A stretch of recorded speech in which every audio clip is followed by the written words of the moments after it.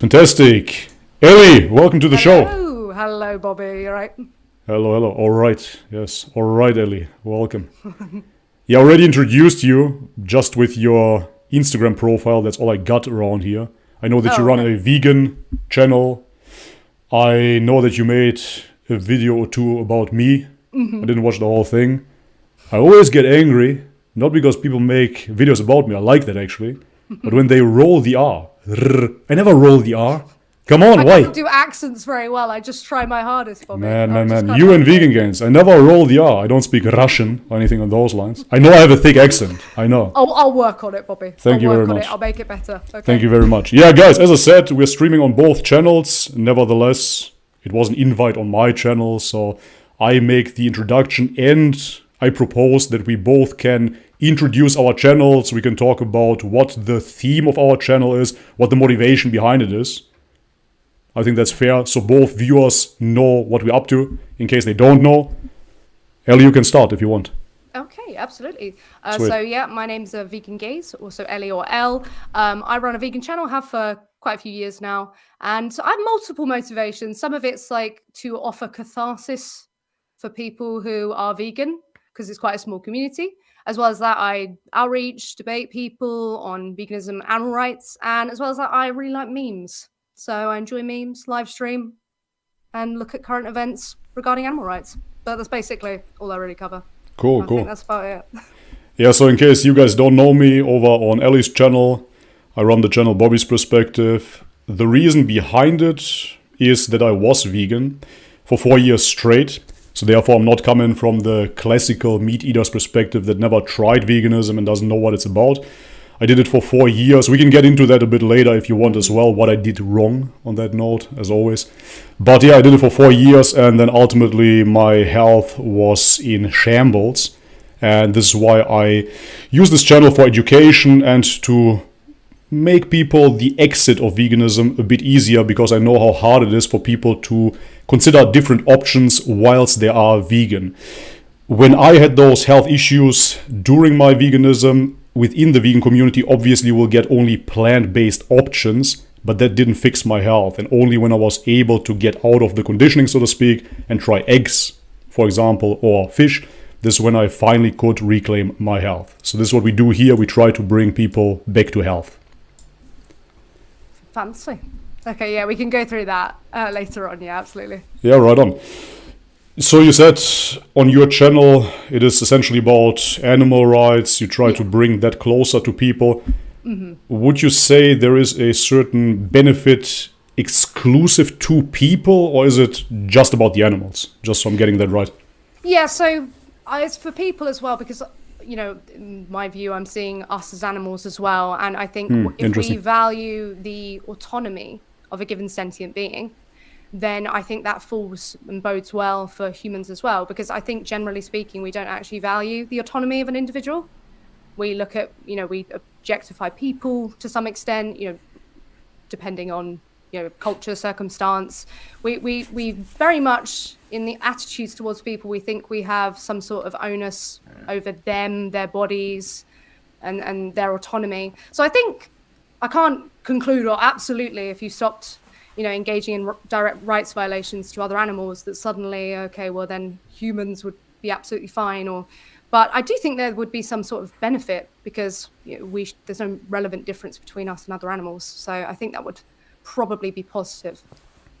Benefit for the humans, for your viewers? I think so obviously, like, environmentally speaking, so say if we went suddenly plant-based, then obviously the environmental repercussions, I think, would be a positive rather than the negative. So it would be an improvement. I don't think you can have these like monocropping ventures or mass production and it be good, for the environment. But I think it would be astronomically better.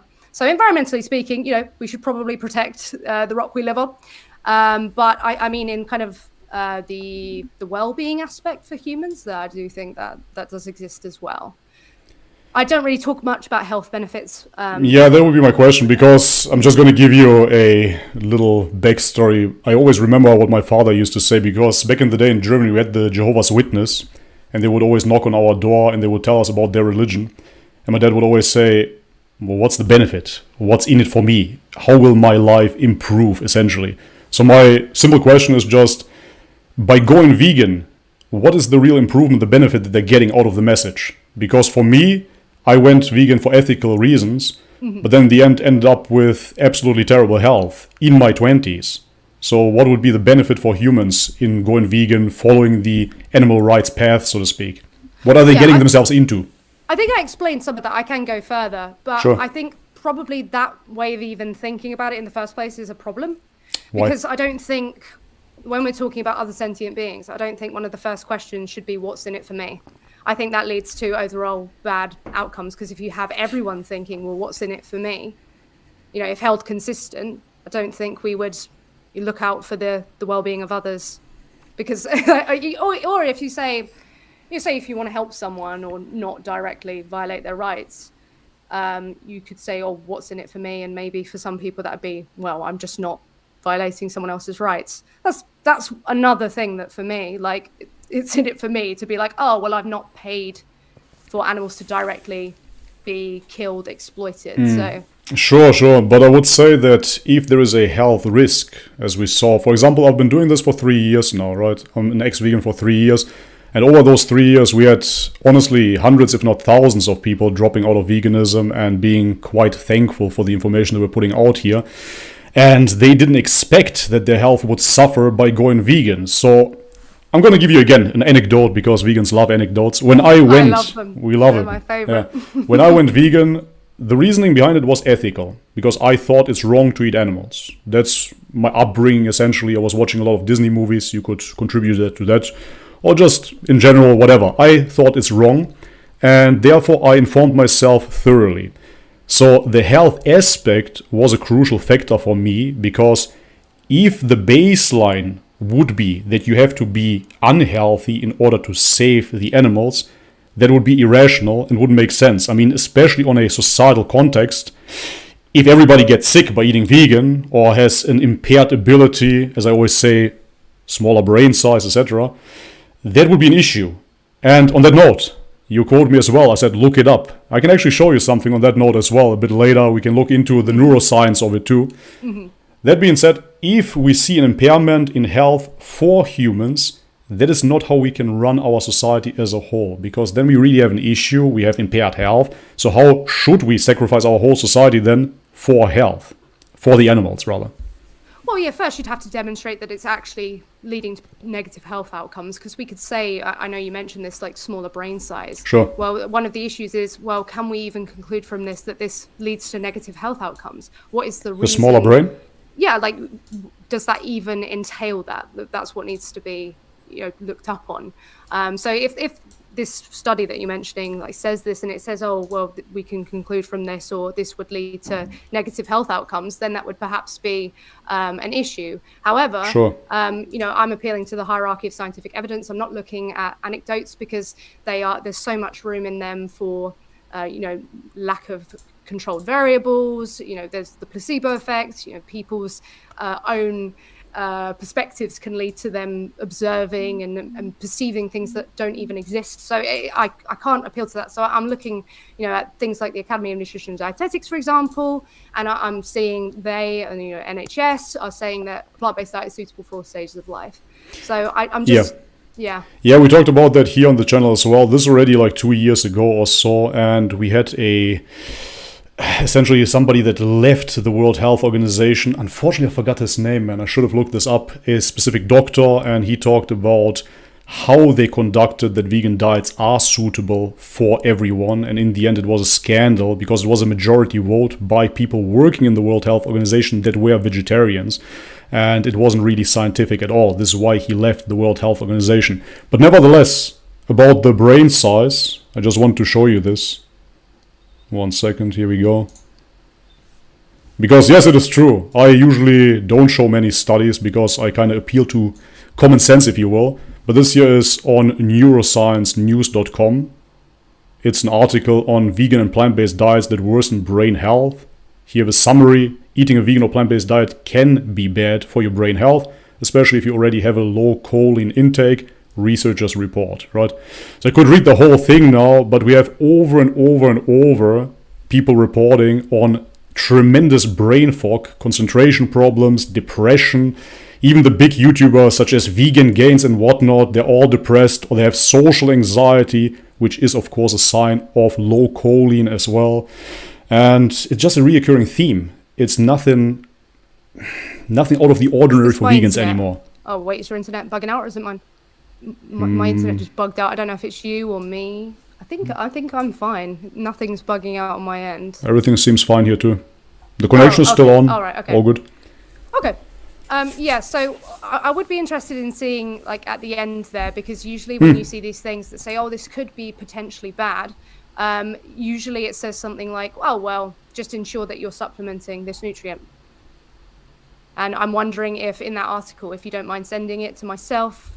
Sure, I can do that.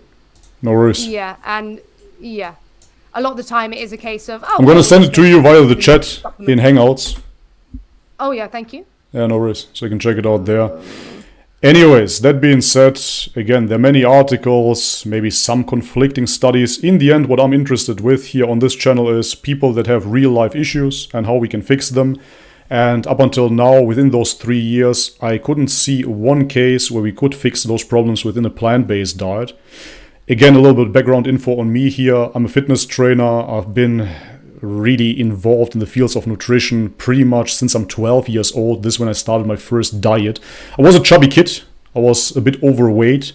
And I stumbled across a ladies magazine that said the secret to weight loss is stop eating after 8. I did that when I was 12 years old. It was intermittent fasting and it worked out well. Since then, I tried pretty much every diet there is. I did the keto diet, primal diet, paleo diet, you name it. I did them all, and I know that veganism is not classically considered a diet. Nevertheless, I did the plant-based diet, then I did them all. And ultimately, when we encounter certain health issues, especially here on the channel, I haven't seen one successful approach to fixing those issues with a plant-based diet, especially when it comes down to brain fog and digestive stress. Those are the two big ones.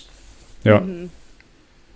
Okay, well, so I've just looked at the article that you've sent me, and it does say at the bottom, if choline is not obtained in the levels needed for dietary sources per se, then supplementation strategies will be required, especially in relation to key stages of life cycle. So exactly, they have to say that, yes. Right there is the solution in a plant-based.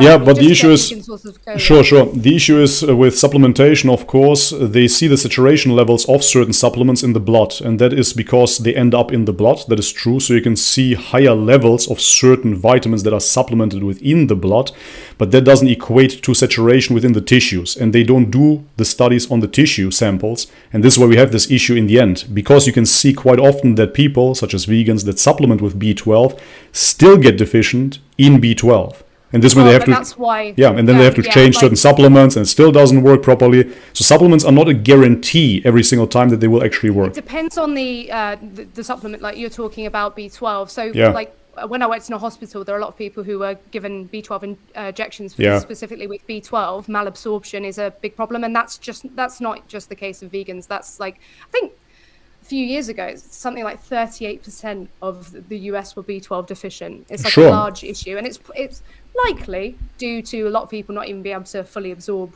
or not actually getting it through their diet. Sure, of course, I would agree with that because. So I just sorry. No, keep on. My brain I interrupted you. In, No, I interrupted. It's fine. We have manners here. Yeah, of course, but when you're talking about certain supplements, if you're going to make the claim, oh well, will these supplements even be absorbed? Well, we're going to have to look at the specific supplement. Is this problem going to be an issue for vegans? Are they not going to be able to supplement, or are they not going to be able to get choline in their diet? Or is this just something that they need to look out for and ensure that they are making measures? So the reason why I mentioned this, and I would agree with you here, because most people nowadays, they are already on a plant-based diet not knowing it. That is the fact, and people don't take that into consideration. They're talking about meat eaters, but they completely forget apparently that 60 to 80% of the calorie intake nowadays in the West is plants. So that could be due to breads, that can be due to seed oils, that can be due to other vegetables. If you eat, for example, a hamburger and pride yourself in being a meat eater, that is ridiculous. Because if you take a Big Mac, for example, that thing has 3 slices of bread and 2 thin slices of meat, a bunch of sauces and lettuce on top, and onions. That is already plant-based, and people don't understand that because the term plant-based is now associated with veganism. Plant-based is predominantly plants. The West eats predominantly plants, and then when we talk about that they have issues with B12 absorption, 100%, absolutely. If you consume a bunch of grains every single day, you can damage your gut lining, and that can lead to absorption issues. I would agree right away. So vegans and people that eat predominantly plants will have equal issues, 100%. I don't know if you can actually claim that is indeed the case. And you Sure. say 60%. Have you read that somewhere? Yeah, 100%. 60 to 80%, and you just have to look into the American standard diet, what they're eating. They're eating potatoes, they're eating grains in terms of rice, in terms of pasta, in terms of wheat, and they're eating some vegetables, some fruits. Sure. But when we're looking at, say, for example, the 40% that they are getting, we'd have to establish, okay, well, they're not eating enough meat, specifically.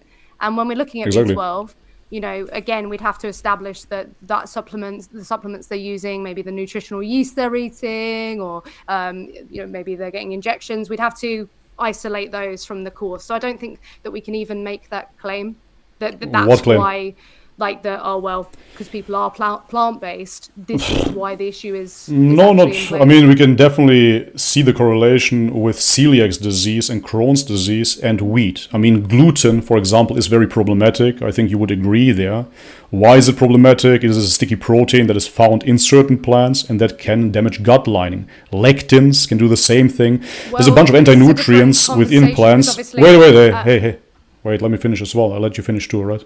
Well, I just want to just say with the gluten, when we talk about gluten, a lot of the issue, we're making all these claims about, oh, well, this is why that's the problem. But when we're looking at something like gluten, a lot of the issue is apparently because of how heavily processed and far removed it is from, what we were, the bread we were eating, hundreds of years ago. You're talking about glyphosate. You're talking about glyphosate there, for example. But nevertheless, it doesn't matter if you are glyphosate sprayed or not. Gluten in itself, even if you take the organic version of it, you can still see that it can lead to celiac disease in certain people, not only with gluten intolerance. And that is well documented over the years, of course, that certain grains do damage our digestion, and that leads to leaky gut. This is something, for example, that Vegetable Police is battling with. He went back to veganism, still has the same suffering. And I saw it over and over and over again. And I know, again, people, we can go through the whole internet and search for the studies now. If you want to, we can do that. Kind of boring. We can talk about certain anecdotes. That's boring for you. Doesn't matter. The point of the story is, why does meat resolve the issue and the grains do not? Well, That's basically we could throw this back at you. Do you Sure. consume dairy and eggs? Dairy and eggs, yes, absolutely. Well, they're high allergens as well. No, they're not. So loads of people are allergic to egg and dairy. In Yeah. fact, that's why in the UK we have them bolded as allergens on our ingredients list. Sure, when you because cook so them. many people are. Yeah, when you cook them, when you, for example, pasteurize the dairy, this is where you have an intolerance. Because in the dairy, you have a thing called lactase, which is an enzyme. So now, if you're lactose intolerant, you would have to go to the pharmacy and they will give you lactase as an enzyme pill. If you have raw milk, on the other hand, guess what? The lactase enzyme is still intact. And in 90 to 100% of the cases that I encountered, when they drink raw milk, people with intolerance, lactose intolerance, do perfectly fine. Is this the case for raw eggs? Yes, absolutely. Someone allergic to eggs, 100%. they can eat a raw egg. 100%. You can I try it would out. recommend anyone who possibly is allergic to eggs to do I it. eat roughly 6 to sometimes 10 raw eggs daily. But are you allergic to eggs? Not at all. Not in its raw state. When I'm eating them No. cooked, Sorry, what I mean I is, encounter are you discomfort as well. Are you someone who has been in the past allergic to cooked or raw eggs? I have a slight intolerance to cooked eggs. I wouldn't say that I'm dying. It's not that bad. I have an intolerance to them when they're cooked. Raw, I absorb them perfectly well. Yeah, but I know firsthand people that are allergic to dairy someone who has and an to egg? eggs. Yes, I do. And both cases, consumed raw, all good. I don't hear would you. recommend someone who is allergic to... You can't hear me? No, now I can again. Yes, all good. Okay, sorry. I think it's the internet. So would you recommend anyone who's allergic to, or someone who's allergic to eggs, you would recommend them to eat them raw? I would try it raw. I would go with one raw egg yolk and go from there. Yeah. Even if they're deathly allergic? I would definitely try it out. Oh my God. Yes. Okay, right. So basically, I think we should steer away from the health claims, because obviously a lot of claims are being made and there's causation where I don't think it can even, be stated. And when I'm giving examples of things, you're saying, oh, well, look at gluten. It's something that people are allergic to. You're making the claim that, oh, well, as long as it's raw, then you can, eat these animal products. And I don't think that's a safe thing to recommend. It is. But no, it absolutely is, as I said, because the enzymes that are found in those foods that help you in their digestion are destroyed whilst cooking them. So therefore, if you consume them raw, you will see that there will be no issue whatsoever. This is why I would definitely recommend trying them raw, especially raw dairy. I would recommend anyone who hears you, if you are allergic to eggs, please do not consume eggs, even if they're raw. Like that, like no matter what, do not try it, especially if you're deathly allergic. I don't think it's worth the risk, and I don't think it really adds to the point that you were talking about beforehand. Okay, well, gluten, there's these things that are, unhealthy for you. I'm looking at the hierarchy of scientific evidence. The highest evidence points towards plant-based diets being suitable for all. Who says that? Recommends that's, well, so the Academy of Nutrition and Dietetics, the NHS, and various other organizations. Yeah, sure. Who funds them? I don't know why that matters. Oh, okay. That doesn't matter. But if something has been funded by the bad meat and dairy industry, then it matters, of course. Well, fine, where I've made that claim. That's what vegans say all the time. Okay, well, you asked why does it matter. You asked why does it matter. Another anti-vegan the other day where they were making. You asked why does it matter. Vegans say this, and I'm like, I'm the vegan here talking to you. Fair enough. And I don't. Yeah. Yeah. So fair enough. So why does it matter that something is funded by a certain industry? I think you can explain why that would matter, right? There would be an interest in that. No? Yeah, there's absolutely interest, but as well as that, you've got to look at what the interest is. Of course, if say, for example, of course you're going to want like something that's positive, but someone's going to also have interest in actually funding something because they are that company. So say, for example, I make a like a baked good and I want to have positive outcomes. Of course, I would then fund something that's about baked goods because, well, that's where my interest is. That doesn't suddenly mean that by merit, it's fallacious what comes. It doesn't mean by merit, what's happening is fair enough. Fair enough. So I think it's easier when we just say, okay, so therefore it actually doesn't matter. So therefore talking about the Dietetics Association is an appeal to authority. So let's not talk about it at all. So then let me ask. Oh, we need to make that clear. So why? You're talking, because an appeal to authority, when people are talking about that negatively, they're talking about an appeal to authority fallacy. It's not fallacious to appeal to authority when I go to the doctor who's an orthopedic surgeon and get them to do my leg for me. That is literally what it is. If we're talking about the Dietetics Association, it's literally a appeal to authority. And in that case, it is a fallacy if you say then that therefore it is right. Because we are adhering to the hierarchy of evidence, so therefore Dietetics Association, so therefore right. That is an appeal to authority fallacy. Come on. Is it fallacious for me to trust my plumber when they tell me what to do with my toilet? It is definitely fallacious to trust the Dietetics Association where you don't even have considered what kind of funding they have received. That is definitely fallacious. Well, plumbers get paid, and they have an interest in having blocked drains so that they can actually come and fix it again. So if they tell me to do something, should I be like, oh, you're funded by my failings, my toilet's failings? That's actually a great example. I can't really trust what you say. That's actually a great example because then I could say, the doctor profits from me going back to the doctor. So probably he wouldn't make me super healthy, but keep me in a state of sickness so I can go back to the doctor. It's the same example. So I'm demonstrating how that's actually not a good example because I doubt that you think, oh, well, the IT technician, he's trying to fix my computer, but he's probably going to break it so that I come to him again in 6 months. I doubt that you do that with a plumber. I don't do that. No, because the IT technician, depending on which organization you work with, they set certain things up that you then have to pay monthly. Anyways, point of the story is, if we're talking about science, let's talk about science for a second, and then I would like to move into ethics or whatever you like to talk about, because I brought up the health. It is on my behalf here. If we're talking about science, why don't we talk about the nutrients that we cannot find in plants?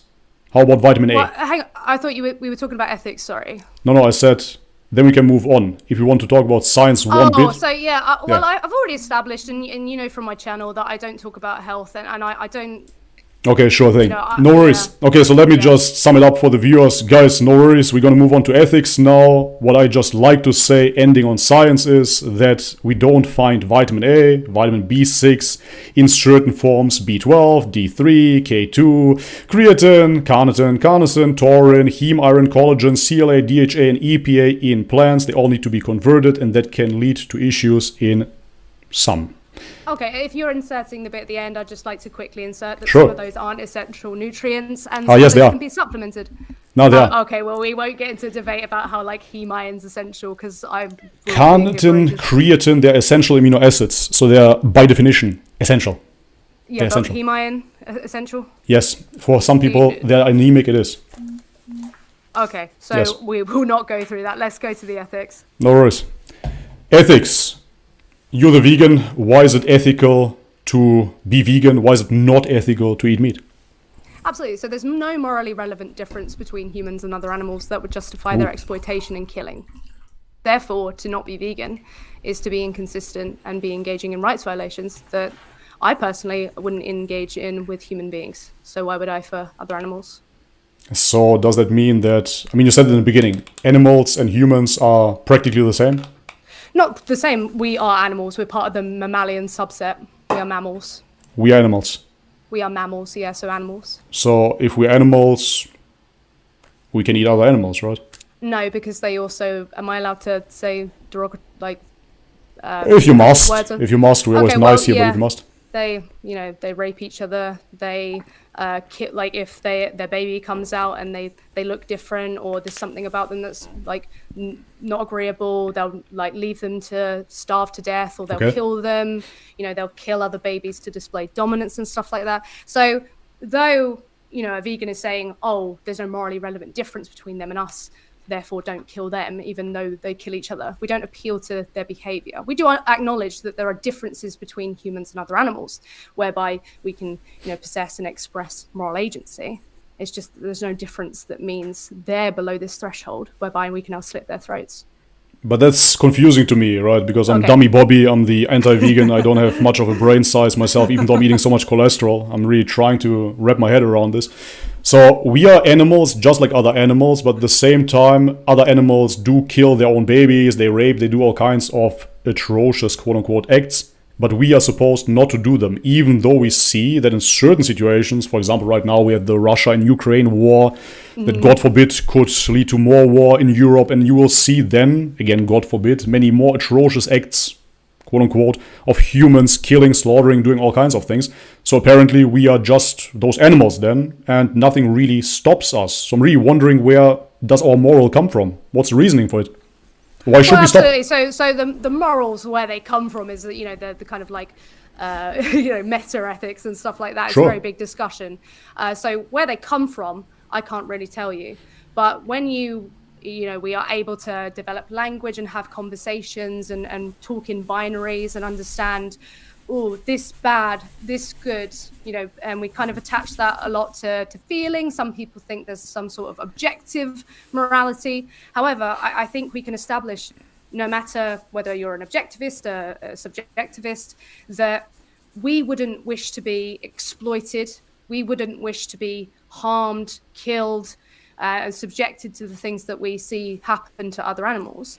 So, it will follow that we don't push that on others.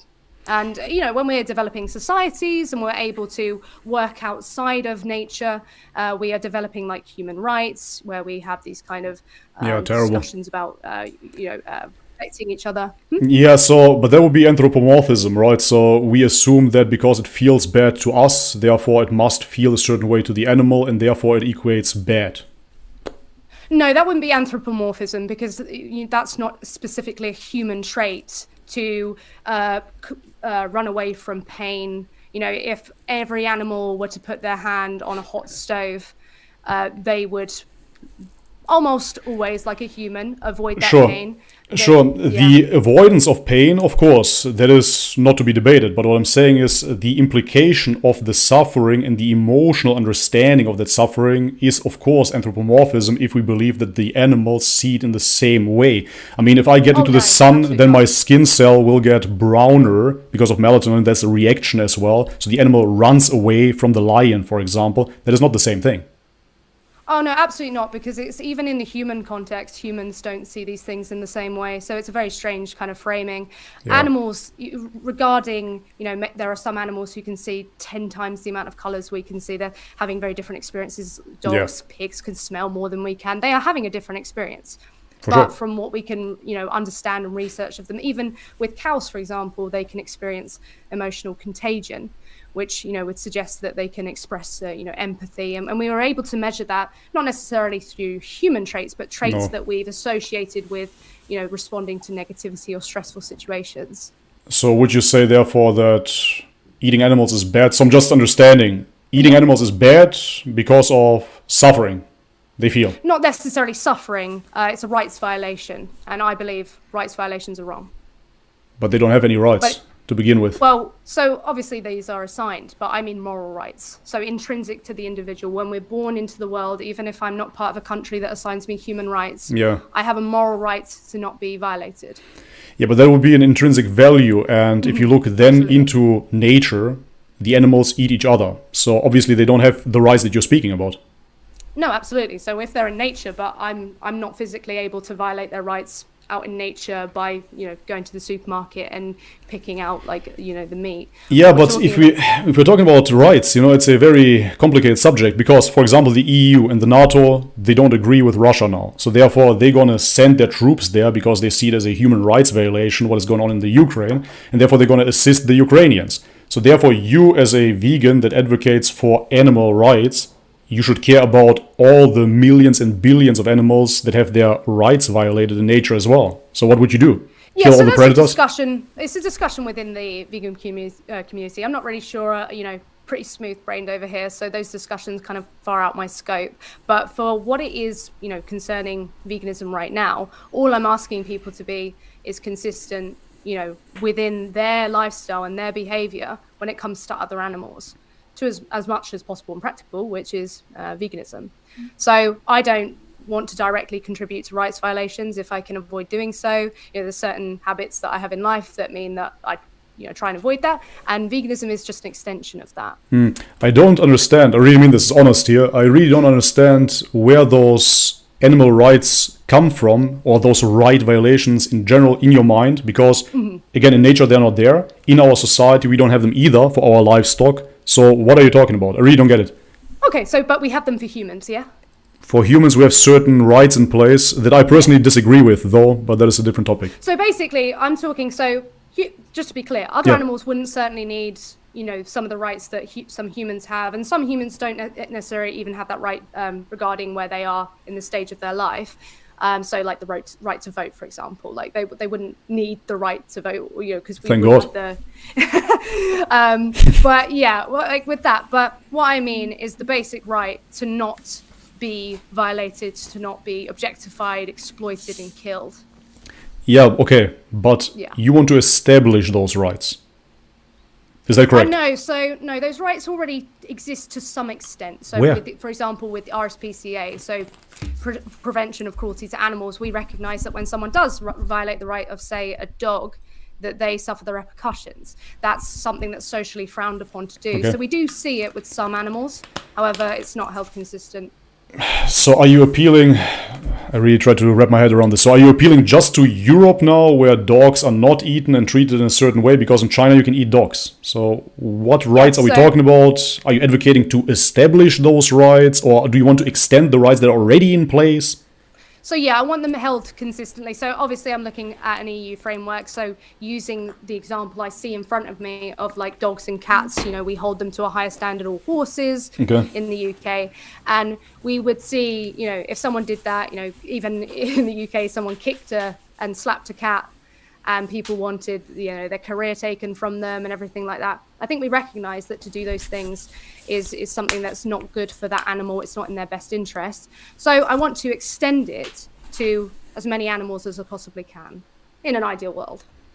Okay, so you would take the, let's say, liberal values that we have in our Western societies and extend those. What do you mean by liberal? I would say that we live in a secular, liberal Western world, no matter if it is the UK, Germany, France, where I'm in right now, or even America. And therefore... Yeah, it's just because there's different liberals, isn't there? So, yeah, I'm not sure. It's still a liberal worldview, no matter how you look at it. I mean, after the Enlightenment age with the French Revolution, what we have nowadays is essentially liberalism in different shapes and forms, but nevertheless liberalism that then constituted as well the so-called human rights and goes from there, right? So is that an extension? Yeah, I'm just looking for them to have the rights to not be exploited and killed, similar to, what we would have with dogs and cats to some degree, yeah. And why would the normal, common, average person care for that? So why would they care? So because I think typically we display empathy and we can understand, that other animals are... They're not like rocks, they're not plants, they are indeed sentient beings with their own individuals having their own experience. And we can understand that they would be having a negative experience if they were to, be kicked, stabbed, killed, and we wouldn't want that for them. So if we could avoid doing so, it would be in our interest to do so. And we see that, I think, time and time again with people, wanting to save animals. Everyone calls themselves an animal lover, but when it actually comes to, think... Okay, well, a lot of... to be clear, a lot of people, feel proud to call themselves animal lovers. And again, there's no morally relevant difference between them and us. So I'd be like, well, it's the same kind of question for when it comes to humans of, you really don't think what would be in it for them. You really don't think there is a moral difference between humans and animals, between humans and a cockroach, for example? You really don't see that? No. So let me reframe it so you can... So I say there's no morally relevant difference between humans and other animals that would justify exploiting and killing them. I understand there's probably morally relevant differences when it comes to the hierarchy of sentience or anything like that. I'm not sure on that, and I think there should be more time to kind of consider that. But in a burning building situation, I'd say the human over the cockroach, the dog over the cockroach. I know there's some. That's good. I know there's some differences in that, but what I'm interested in, and all that veganism is seemingly calling for, is to understand, that there is no morally relevant difference between humans and other animals. That means animals are under this threshold where now we can exploit them, kill them, gas them, take the babies from them, do all the things that we do to them when we can avoid doing so. Yeah, from my worldview, I would say that's a very dangerous path because it can lead to moral relativism, essentially led to moral relativism that we see within the Western societies, especially because people just see themselves as animals and they can just follow their pleasures and their urges. And that manifests, of course, in the pop culture that we see nowadays, where people just, throw their morals out of the window because they're just animals. They can do anything anyways. But hey, after all, don't hurt the other animals. You're an animal, but you're a compassionate animal. It's a very irrational doctrine. Well, I think that's because the view from which you view an animal is different from the way a vegan views an animal. We are seeing them as individuals. Like, I think people think, oh, you're just an animal, you're an animal. It's like this negative connotation. I don't know how we can see that and think, oh yeah, that's going to lead to people thinking they're just these animals who can do whatever they want to do. And just what we are asking for is their autonomy to be respected insofar as they are seen as individuals. So... But that's not correct, because you said yourself they rape and they kill their babies. You displayed them as vicious creatures, so it wasn't even me. I say that animals, just to clarify, I say that animals are just animals and they have their function, and everything has its function within this beautiful ecosystem, and that's it. Everything has its function. The bees have their function, the cockroach has the function, the mosquito has the function, we have our function. Everything has its own unique function, and that's it. And you shouldn't break that cycle. Yeah, there are absolutely animals who do that. I think primarily most herbivorous, they're very peaceful animals, but there are some animals who, are repeatedly seen, observed doing very heinous things. But that is also the case with human beings. I don't then suddenly think all human beings are monsters. And as well as that, there is the issue of moral agency. I think you and I both, when it comes to, say, like a child or someone with a cognitive condition whereby it means they lack capacity, we understand that they may engage in a behavior that's bizarre or even morally wrong, but we do treat it differently. So say a toddler kills someone, but then a 32-year-old with capacity kills someone. Do you think that they are coming from the same place and they've both done the same? My question is, how does the toddler kill someone? How does that work? I mean, like, say, I don't know, there could be anything. They're very, what's the word I'm looking for? Accident prone. Okay, then it's just an accident. Okay, well, let's exactly. So the place in which the individual's coming from is very different. Okay, so let's put it. Okay, so a 5-year-old, I think they have. There are 5-year-olds who have murdered. I want to see the 5-year-old that kills me. Honestly, I want to see that. Yeah, okay, let's go. Let's go, 5-year-olds. We had an issue in the UK with this case of John Venables, who was about an 11-year-old boy who took a baby. Yeah. So, but do you think they are that an individual who's like 11 years old, if they murder someone, it's the exact same? 11 is a different type of deal already, because with 11. Many boys, they already hit puberty at 11, so they start to ejaculate, they become fertile in that sense. So it's a different type of rationale that I attribute to an 11-year-old already than to a 5-year-old or toddler, 100%. I mean, okay, so I'm pretty sure there have been accounts. I watch a lot of documentaries of true crime, and I'm pretty sure I watched one of a 6-year-old. So let's say 6-year-old. Do you think that a 6-year-old murdering someone, they've thought, I want to kill my mum? How did he murder his mum? What's the context? No, so I can't fully remember if they were 6 or not. But say, this is just a hypothetical. So say like, a 6-year-old just wants to murder their mum. So they murder their mum, but then a 32-year-old man wants to murder his mum. He murders his mum. Do you see these as the same in every way and think that one... Honestly, not to be misleading or anything, I really would need a context for both cases equally. Okay. I would really need a context for both cases. Say in both cases, the mum was perfectly okay. She didn't abuse them. She was a lovely mum. They both just had a desire to kill their mother. But one was 6, one was 32. That's the only thing that's different. Yeah, both would go to jail and get punishment on my watch. Absolutely, but are they the same wrong in every context? Like, do you recognize that the child, they aren't a moral agent and they aren't, at that point aware of consequence and aware of the repercussions of their actions and don't really know right from wrong by that point? That's a deep question, man. For that, we would have to establish what is right and wrong. How do we judge them? In which kind of system? I would just judge them the same for now. Okay, well, just for the sake of the argument. I think moral agency, is very important.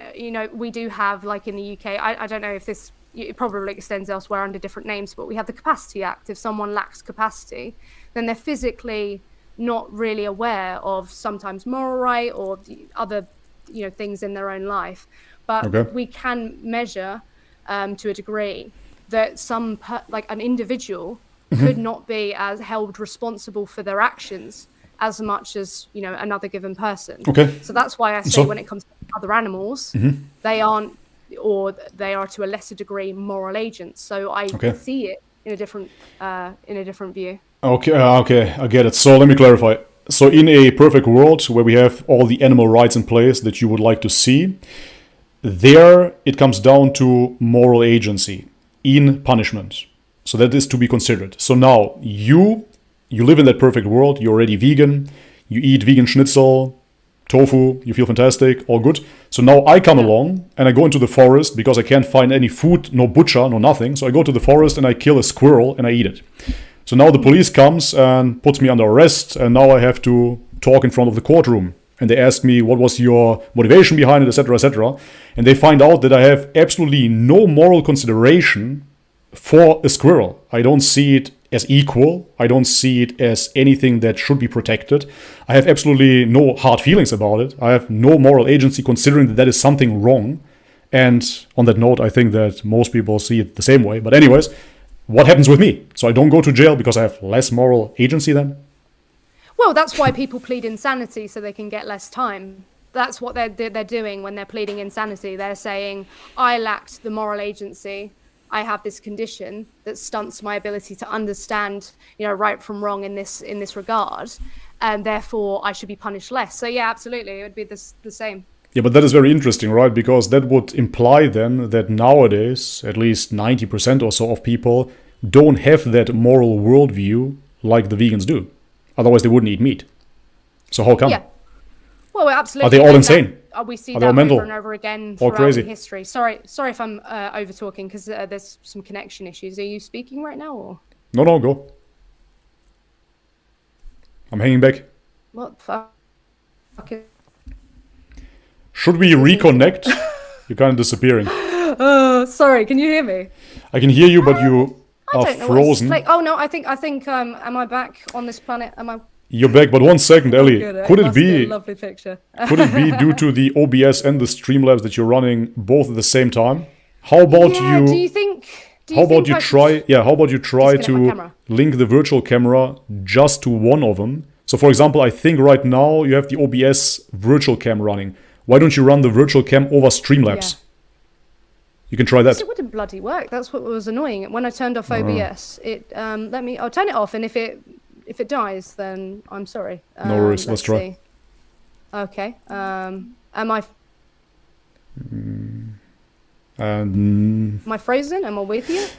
You're still with me, but with very little frames.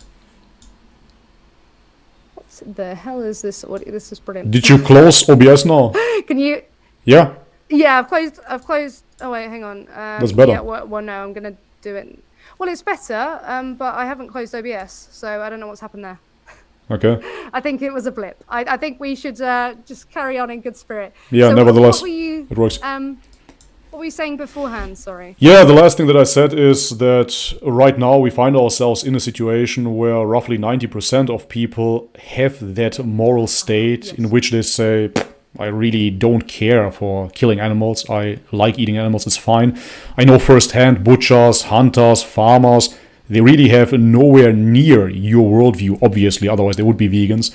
They practice animal husbandry. They practice butchering, slaughtering themselves, and they simply don't see it that way at all. So my question is, of course, what do we base it on? It is now your subjective moral worldview, but it's not something that is shared by 90% of the many. Are they all insane? Are they all mentally ill? What is going on there? Yeah, so we see this throughout history, things that, we move forward as societies and like things that we would look back on and think, oh my God, how could people ever do that? They could have held the view that, okay, well, women aren't actually first-class citizens. They shouldn't have the right to vote. I agree with that. They aren't actually like people. You agree with that? Yeah, I've seen some of your views elsewhere. It's pain, Bobby. It's pain. But yeah, we could maybe go into that another time. But okay. The biggest issue that happened to Western society is that women started voting. I just have to say that it's one of the biggest issues. Yeah. Okay, Bobby. It's a different topic. Yeah. So, but you understand, right, that the view that you hold now, at one point, that was the consensus among like a given society, like maybe in the UK, the US, and no longer is at this point. Yeah, unfortunately, I agree.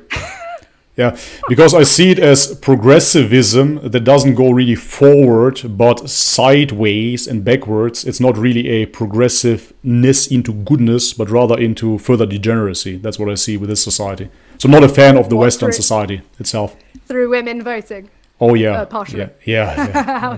That's bad, huh? Oh, I don't know if I feel like we should go into this another time because I'd have a lovely time. That's cool. Well, that's a topic for another day. Anyways. Yeah, of course. Yeah. But basically, I think what's important to ask is, what is the morally relevant difference between humans and other animals that would justify exploiting and killing them? Because I can't find it personally. 1 second. Now I have to interrupt. It knocks on my door. I just have to let my woman in. 1 second. Bloody woman, don't let her vote. Bloody woman. Yeah, no, never. Quick interruption, guys. Back in a second. Oh, I'm loving this. Oh, thank you, Kirsten. Thank you, interruption.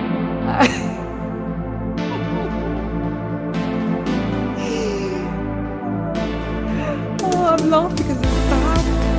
I just, otherwise I'll cry. Yeah, out of discomfort. Obviously, I'm laughing because I say you agree. Me as a lesbian woman, I clearly, agree.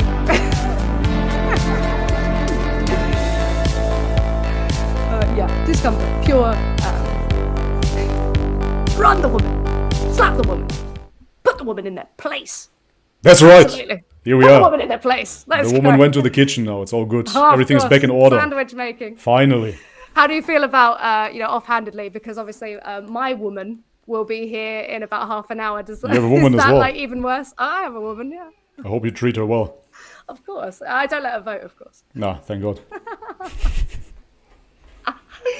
Oh God, Okay, where were we? Yeah, I asked you what the whether or not there was actually a morally relevant difference between humans and other animals that would justify exploiting and killing them. Oh, that was the question. Yeah, absolutely, Yeah. of course. Is that name the trait? Are we playing name the trait? Marginal cases, they're quite similar. Nom trait, yeah. Let's name the trait, right? I would say that if we play name the trait, I would bite. I would say let's play name the trait or let's name the morals or whatever. But I would have a proposition for you to keep it fair, because I think that many vegans are kind of disingenuous when they do it, because they go into all kinds of deviances and essentially deviating from the norm of what it means to be human in order to prove the point. I just would like to establish first that if we talk, for example, about a dog, we know what a dog is. It has 4 legs, 4 paws, it has a pretty long tongue, 2 ears, sharp teeth. So that's usually a dog. So now if we talk about, yeah, but there are dogs that have only 3 legs or only 2 legs, they're in a wheelchair. Yes, sure, that is a dog as well, but that deviates from the norm of what we have as an understanding of a dog. So for the sake of the argument, I think it would be only fair if when we are talking about humans and animals, we're not talking about deviations, but we're talking about the actual norm, what it defines to be a human or a dog or a pig. I think that would be only fair. I mean, I can absolutely do that, but I will say that, hypotheticals, even when you take them out of real-world examples, are important to establish whether or not your argument is consistent. So, I mean, I can keep it to real-world examples, but is why that's why those are even brought up in the first place, and this extends past, veganism. It's just to test whether or not your position is consistent. As I said, as long as we stay within the framework that we don't go into all kinds of deviations and abnormities, let's go. Yeah, no, that's absolutely fine. Well, so yeah, as I asked, like, is there a morally relevant difference between, I don't want to say it, for the 30th time, but is there one that would justify exploiting and killing them, and what is it? Sure. So, out of my worldview, the human being is created in the image of God, in an exalted position to have dominion over the rest of the world. That is my worldview. So the attribute itself, if you want to narrow it down, is being a human, is being the image of God, is being in an exalted position, which correlates to the intrinsic value that you talked prior to. Yeah. Mm-hmm. So in your view, anyone who is not a human, so any animal like a dog, cat, chicken, pig, any of them, because they're not human, they are now underneath this threshold whereby you can exploit them, you can kill them, you can do what you want to them, sure, because they're not human. Yes. Okay, so why is that the case? Because you say dominion? Yeah, again, as I said, because we are created by God with an exalted position. Yeah. But so does he say anywhere, does he mandate that we should, given being humans, that we should absolutely just kill any other animal? Yeah, absolutely. I mean, not every other animal. There are certain animals that are prohibited, of course, but the majority of animals are good to eat. What is good to eat is good to eat. So no, I'm not just talking about eating, I'm talking about exploiting and killing. We use them in other contexts, veganism extends past. Exploiting and killing are, of course, certain terms that are being thrown around by vegans that I don't agree with necessarily. Animals are there for food and for use as well. Yes. Yeah, so when I say exploiting, I'm just, what I'm saying, and as far as I'm aware, the definition is using someone, against their best interests in often cases. Exactly, but this is where we disagree, because using an animal is not necessarily against their best interest. So, for example, if I would leave a horse in nature, most of the time they either freeze, starve, get eaten by other animals alive. So there is quite the difference to being in a symbiotic relationship with a human that feeds them every day, gives them shelter, and uses them.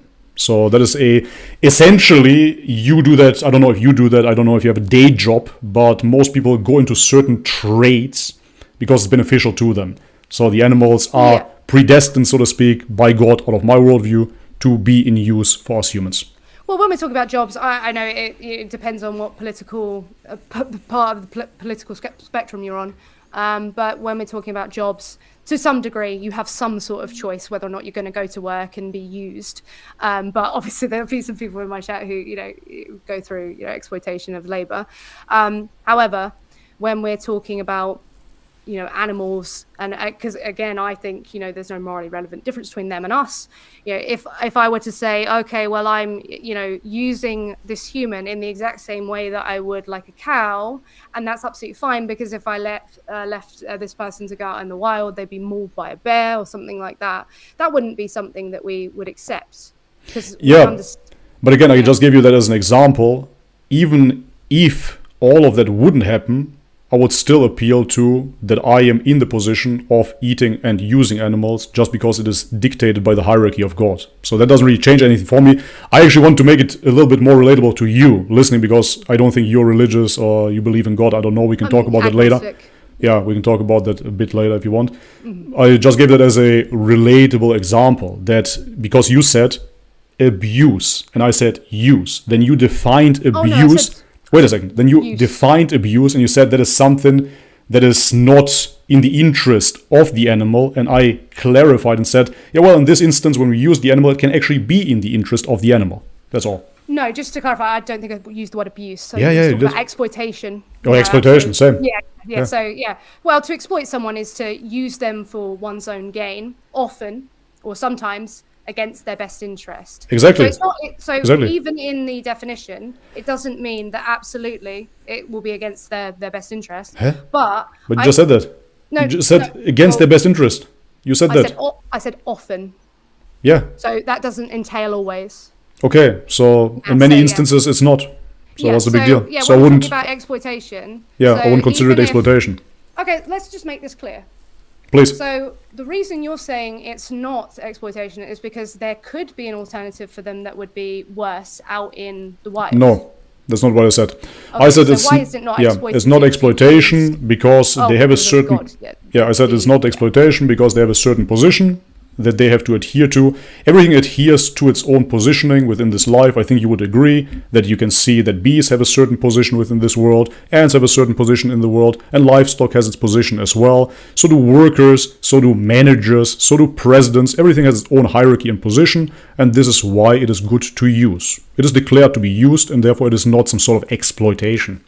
You said they must fulfill this role. For sure. Where must they fulfill the role? Like, where does it say that a cow must be livestock? You can look up why animals have been put into place if you want to adhere to the Bible, but I don't want to make it too religious. I'm just sharing my worldview. I'm trying to understand your worldview, and I just want to know if you're saying, well, they must fulfill this position. Sure. Yeah, it is. Trying to figure out where you found. Sure, it is described within the Bible as well that they are here for us, to be livestock for us, to be food for us. Yeah, that's their role. Yes, that's their role. But it also says, "Thou shalt not kill." That's one of the. Exactly, but that's for humans. And that says just for humans somewhere? It's clearly for humans because it comes in the context of the Old Testament, and you have after that, of course, the old Judaical laws as well that clearly explain who you should not kill and who you should marry, etc., etc. All of those frameworks are only directed towards humans. Everything comes in the context. Though, I don't know where it says that a cow must be livestock. They must be. They must fulfill this role for us. Yeah, and on top of that, of course, I mean, the book is pretty big. It's not only one side. So if you go later into Revelations, for example, you will find kind of predictory and revelatory phrases about the future that is about to come. And in that, we are, as believers, warned of people that will tell us to abstain from the flesh as well. And those are doctrines of the devil. So even within the Bible, you can find clearly that we should abstain from those doctrines, from those belief systems that tell us to not eat meat. Okay, but where is the... I just want to know where it says in the bits that you should follow that aren't the message of the devil, where it says you have to. It says clearly, should I bring the Bible out now? It says clearly you should have dominion. I created them for you as food, and you should have dominion over them. That is the passage. As far as I'm aware, dominion doesn't necessarily mean that then you have to exploit and kill someone. And they're food for you, dominion. so, yeah. Yeah, but I don't know, just look up, dominion. You can have sovereignty or control over someone without exploiting and killing them, i.e. like a child. Yeah, and on top of that, of course, you have to take into consideration that me coming from a Christian Orthodox background, it's not only the Bible that we adhere to, that is the main book, of course, but we have the church fathers, we have the churches, we have tradition, and in that we have clarification about fasting practices, we have clarification about holidays, we have clarification about eating practices in general, and there it is as well. You can believe me, clearly determined that eating meat is part of being human for us. That's what it means. Well, yeah, I'd be interested in seeing the passages that even say this, because there's first these words that could mean completely different things if interpreted. Even dominion, it doesn't mean... Do you know who put the Bible together? It was various, wasn't it 6 people? Do you know who those people are? Roughly? You don't need to know them by name? I know... somewhat from I was brought up in quite a Christian school, but... Was it Catholic or what was it? Or I'm Protestant? Not really sure. I think Protestant. Yeah, so if you look into Orthodoxy, what you will find is that the Orthodox Church itself was established before the Bible was around. So it's essentially the Orthodox Church fathers that put the Bible together and gave it the context. So therefore, just by reading the Bible itself, and if you want to kind of Bible thump and look for phrases, I would say that you can find many phrases that you might want to interpret in your own worldview, but you always need the context according to it. And therefore, I would urge you, if you really are genuinely interested, then you would have to read the works of the church fathers as well in order to understand. But that's a long topic. Anyways, let's get back to the name the trade argument, no? Absolutely. Yeah. Are we, as far as I'm aware, we're just trusting you that somewhere it does say in the context that we have to exploit and kill livestock. They have to be... I'm the Christian in this context. I would say we have to trust that I am right on that we are definitely commanded to abstain from the doctrines of the devils, which is abstain from marriage and abstain from the people that tell you to abstain from flesh. So that is definitely within the Bible and within the Orthodox context. That's just what it is. Okay, so we'll move on to the name the trait thing again. No, we didn't move on. We came back. Should we do Bible studies now? I mean, it would be very long. No? Yeah, I know. Yeah. Well, I'm just cautious because obviously we said about an hour. Well, I said about an hour. I don't know if you have too much longer. I'll still have some time. No okay, worries. Yeah, absolutely. Okay.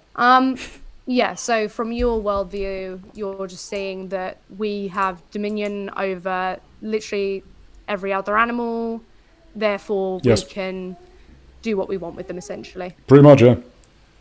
So you wouldn't say it would be wrong, in your view, if I took a dog, a cow, a chicken, and then I just decided, well, I want to, so I'm just going to bludgeon them to death. If I want to, I can do what I want because God gave me dominion.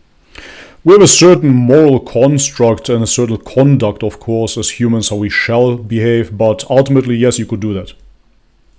You could do that? Yes, okay. Sure. Well, this is the thing. I just don't believe that, most people are going to think this way. And obviously, just because most people think a certain way doesn't mean that it's wrong. Right. But I just don't see, why, just because... we are humans. We're humans, yes. We're made in the image of God. Even though obviously we'd have to see what contradiction is entailed by God's non-existence in the first place. But that would be a really long conversation about the existence. I thought you were agnostic. Yeah, agnostic. So I don't believe you can have knowledge of a deity, a being. So I don't. Interesting. I don't believe that we can make claims about existence. Yeah. So you don't believe in revelation, anything like that? No. Okay. Absolutely. Gotcha. It's the lack of belief. I just don't think that I, as a human being, can even encompass everything that would make being. Do you think other humans could? I don't think we have the capacity. You don't think anybody can? Yeah. So I don't know how we could even. I don't know how a human could translate the word of a deity into a scripture, and then that is the case. I see, okay. But anyways, we can talk about that a bit later. Let's finish the game. Let's finish this beautiful game named The Trade. Yeah, I mean, I don't so much see it as a game. I was so happy It's to play difficult because obviously up to 2.7 trillion animals are killed every single year in animal agriculture. So it like stops feeling like a game. I'm kind of sick of it. Yeah, I just don't know why. I'm trying to, because you've established this is the case. But I want to work out why it is the case that So we're not playing it. So we're not playing it anymore. Well, we are. We're working off it. So you've said that the relevant difference is the fact that we're made in the image of God. Yeah. So I'm trying to work out, because obviously, so in a context, okay, so we're in a room. There's a human. There's a dog. There's a cat. There's a cow. That we're looking at the human and going, I won't violate you in any way. You are in the image of God. Yep. I can do nothing to you. I would guarantee you that after a while, if we would be really in a room and it's a closed room and we're in there together and nothing else is in that room and we are in there for God knows how many days, yes, after a while you would definitely kill the cow, kill the dog, kill all the animals and eat them, 100%. You would do that too. Well, yeah, so when we're talking, yeah, you'd probably do that to a human as well. It doesn't suddenly mean that it would be justified to, just go willy-nilly and, exploit them. I think what you do in desperation is different to what you would do. And I can't really navigate whether or not it's suddenly justified, but I do understand why in a survival situation, someone would kill their best friend and eat their leg. Yeah. I do understand. But if someone did that in just because... then a different sort of context, and it wouldn't be justifiable just because in that situation of survival, one would do that to save their own life. But but that's what we do. That's what we do, right? I mean, again, I make the point, of course, even though that deviates a little bit now from naming the trade yet again, I say that it is indeed a necessity for optimal health to eat meat, and therefore it is always necessary. It doesn't have to be a life or death survival situation where I don't have anything to eat any longer. I would still eat animal foods in order to preserve my health, of course. Nevertheless, okay, the argument is, I say image of God.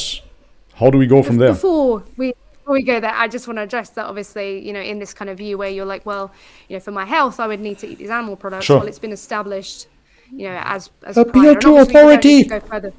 Well, yeah, not fallaciously, because when we're talking about hierarchy of scientific evidence, we are, interested in the authority.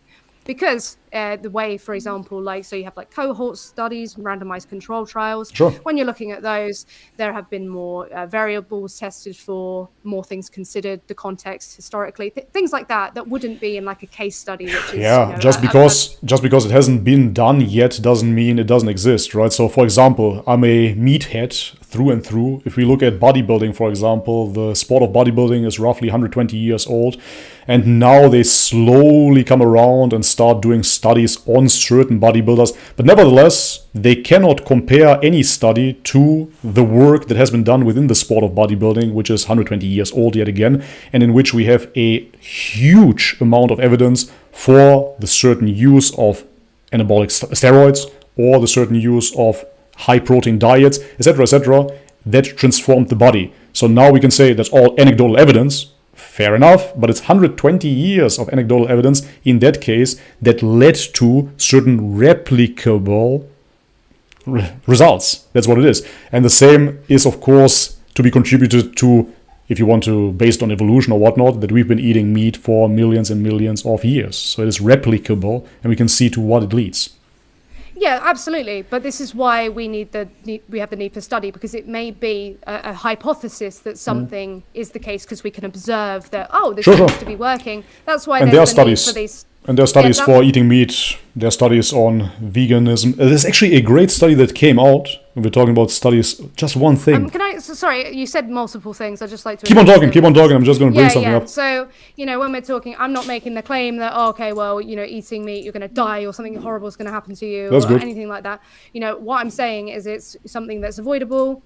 We can survive and thrive without doing so. There's supplementation, and that is something that, again, the scientific consensus is that is suitable, that if you have malabsorption problems, then you can supplement in different ways, either, via injection or something like that.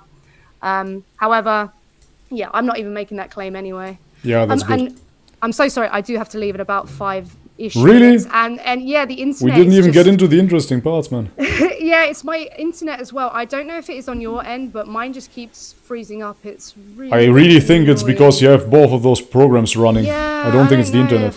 I don't know. Maybe if I stop this... I'll test this, okay? But my camera might eat. I'm not sure. Just give it a go. Give it a go. I'm having so much fun. It's a shame. Well, I can always come back. You're more than invited, for sure. Yeah, of course. Wish to exit, and you'll see, probably, it's doing this. I see the swastika. That's a swastika. That's racist. I see that right away. Oh, God. We have a racist vegan here. Classic. Oh, yeah, just really me. Sorry about that. He's caught me in the act. Yeah, so you know what? I can BRB. If there was an interesting part that you were like, I have to get into that, then we could totally do that another time if you want to. Another time, you said? Or when my internet's not being, Fair enough. That was shorter than expected. But it's been an hour, 12 minutes. I don't know if there's something that you would like to hear. Yeah, most definitely. I think we just scratched the surface. I think we just got into the interesting topics, such as the whole moral aspect, the God aspect, right from wrong, ethics, etc. I think we didn't really touch on ethics. You know what? I'm going to make you a offer here. Because we talked kind of randomly about health, and I brought the health aspect into it. Let's just not talk about health at all next time, and let's just jump into the ethics and stay with the ethics. That sounds fun to me. Cool. Yeah, I much prefer that because obviously there's a lot of claims that can be made within. I'm not a fan of these scientific claims, and they're very uncomfortable. That's why I'm very happy, with the stance of the NHS and the Academy of Nutrition and Dietetics and whatnot. But I appreciate the discussion. Yeah, no worries. Let's have you back on when you have the time, when your internet works. Next time I recommend to keep only one streaming program running. That would be better for sure. And you're welcome to come back. Yeah. All right, well, thank you very much. I appreciate that. And go vegan, lads. For sure. Never. I hate technical problems. Okay, well, I have to yeet anyway. Yeah, we need to get into more. I just want to go over the whole, women shouldn't have the right to vote. I got a so much sec from Kirsten. You don't ask, what is in it for me not to be a homophobe? What is in it for me to be a feminist as a man? Or what's in it for me not to murder? You don't focus only on yourself in a question of morality. The big picture. Yeah, that's the way it was framed was concerning for me. Because it's like, why is that the first question? Why, what's in it for me? Why is that even a thing? I mean, somewhat something to consider. But when it comes to rights violations of others, if your first question is what's in it for me, that's a problem. All right, guys, this is an interruption. It was an interruption. You didn't successfully interrupt though. Sorry about that.